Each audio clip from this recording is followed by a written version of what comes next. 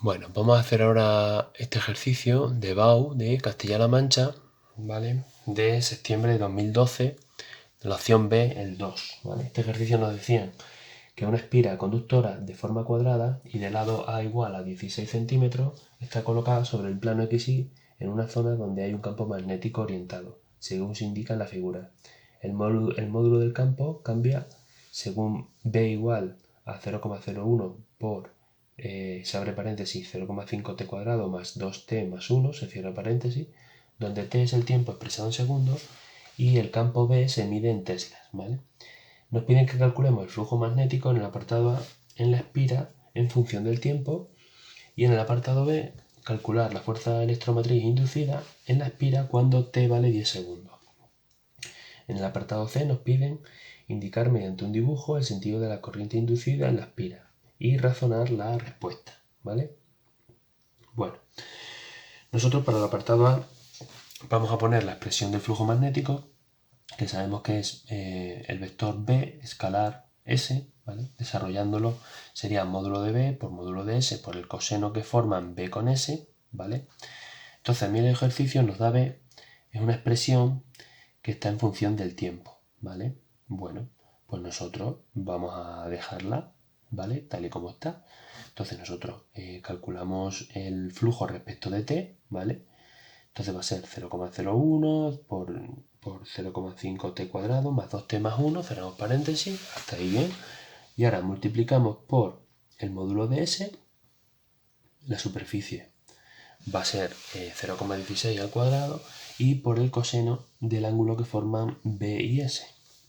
Entonces el ángulo que forman lo tenemos aquí.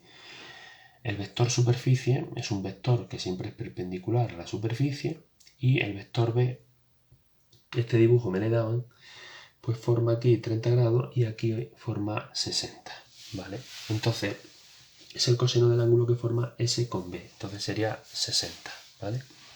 Bueno, quedamos así la expresión, ¿vale? Queda así, como la tenemos aquí. Las unidades son teslas por metro cuadrado, que es equivalente a decir Weber, ¿vale?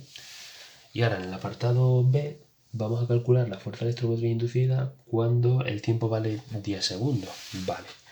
Bueno, pues nosotros por la definición de la ley de Faraday sabemos que la Fm inducida es igual a la menos derivada del flujo respecto de t, ¿vale?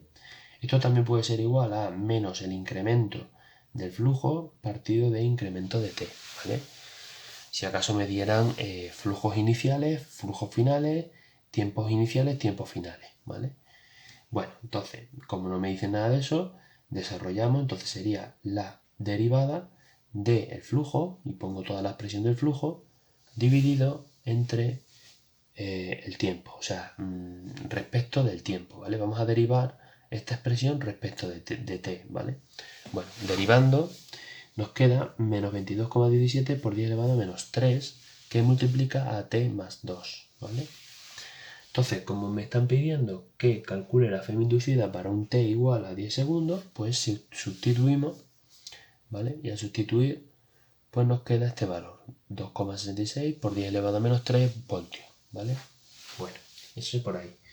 Y luego en el tercer apartado nos dicen que indiquemos mediante un dibujo el sentido de la corriente inducida en la espira y razónese la respuesta. Bueno, para ver el sentido de la corriente inducida, nosotros siempre aplicamos la ley de Lenz, ¿vale? En estos ejercicios.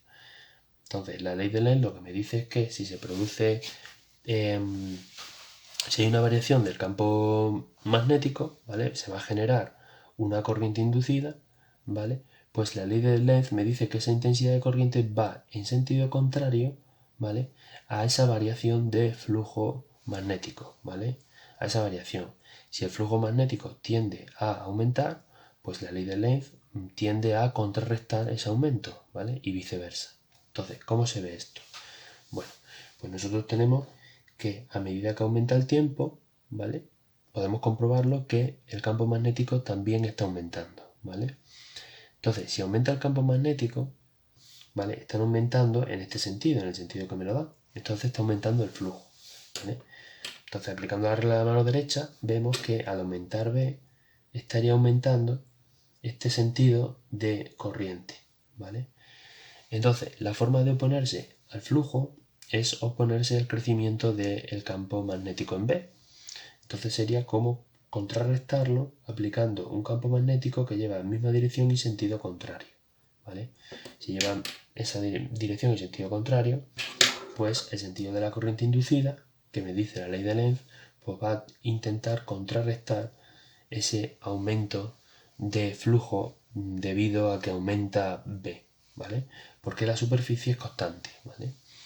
Pues eso, aplicando la ley de Lenz, la corriente inducida debe ser en sentido contrario, ¿vale? Sería en un sentido de las agujas del reloj, ¿vale? En este ejercicio.